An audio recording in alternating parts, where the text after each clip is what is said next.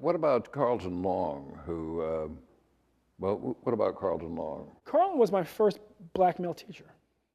And it was one of those things you don't really realize what you're missing until you have it. You know, you're just sitting there, you're looking at this man, and he's brilliant, and he inspires you to just sort of think about your own potential. And he taught me political science and theory, you know. So, and he was sort of this kind of Paul Robeson-esque figure, you know, booming voice, kind of athletic presence, very forceful eyes.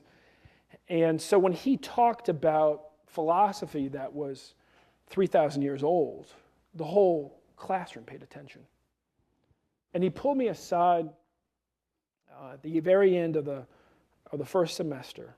I had been helping him. I think that was a semester when he recruited me to help him what became Black Men for Anita Hill. And he said, "You know, Jealous, I think you would be a great candidate for the Rhodes Scholarship. I just came back a year ago." And I said, "Well, have you seen my grades?" And he said, "Yes, you'll have to improve those, but there's time." He said, "Let me guess, you went to public schools, didn't you?" I said, "Well, you know, through the 8th grade." He said, "That's long enough." He said, "I bet that they told you that an A was excellent and a B was good and a C was average, D was falling behind." I said, "Yeah, that's right." He said, "And you're getting a lot of Bs, right?" I said, "Yeah." He said, "You think that's good?" I said, "Well," he said, "they lied to you."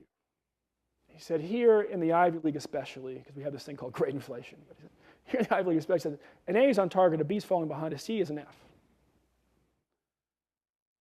It radically sort of altered the way that I thought about my own academic achievement and my own potential. And it would be some time before I could really put it into place. I ended up getting involved in a lot of student protests at college and community service and athletics and things that sort of kept me out of the classroom. But when I came back from having been kicked out and working in Mississippi, my friends were gone, and I really thought about what I wanted to achieve in my last 2 years of college.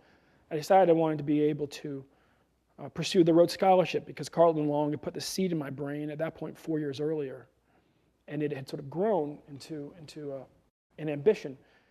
And I remembered what he said about grades, and I literally, my grade point average went from being a 3.2 for the first 2 years to above a 4.0 for the last 2 years, simply because he set the bar higher than anybody had set the bar before.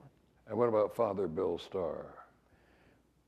Bill was like John the Baptist on campus. He had come to Columbus campus in 1965 and had become sort of the spiritual leader. And he and Rabbi David Saperstein are very much peers. And they were both sort of spiritual leaders of kind of anti-war protests and, you know, like the Berrien brothers and so forth. And but he had been on campus, and he nurtured a group of students who spiritually were very committed to the new commandment, whether they were Christians or not. Most of them were Reformed Jews, but whether they're Christians or not, the notion that really the commandment above all else is to love your neighbor as yourself, and whose politics very much flowed from a judgment based on, are we being treated with dignity? Are they being treated with dignity? You know, and so Bill, and as somebody who also became a student protest leader, who was often at odds with the administration, who was dealing with stresses at home, as grandparents trying to wrap their mind around the fact that their child's about to be, you know, one of the first students suspended from Columbia in over, 20 years.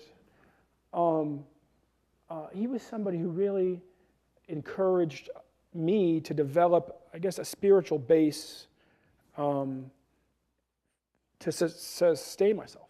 And it was when I found myself in Mississippi working as a journalist, getting death threats, we came back to prayers and scriptures that we discussed with Bill, as he kind of allowed us to see the Bible as just a place of refuge for people who were committed to social change.